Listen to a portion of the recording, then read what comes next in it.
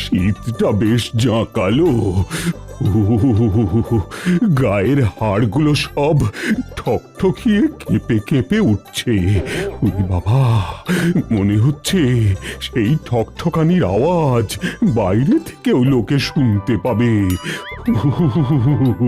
হ্যাঁ মহারাজ, ঠিক বলেছেন।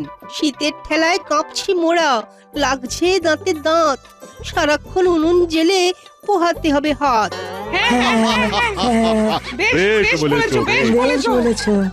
হ্যাঁ মহারাজ, হ্যাঁ, এমন শীত এই রাজ্যে বহু বছর বাদে পড়লো। চারিদিকে শুধুই কুয়াশা, রোদ যেন উবে গিয়েছে। এমন শীতের সকালে ঘুম ভাঙতেই চায় না। তবে চারিদিকে কুয়াশাচ্ছন্ন হওয়ায় মন্ত্রীমশাইয়ের বেশ টুকটাক করে এদিক সেদিক থেকে জিনিস সরাতে সুবিধেই হচ্ছে, তাই না? তুমি আর কথা বলো না গোপাল, তোমার যা ঘুম, যত রাজ্যের অলসতার ধুম।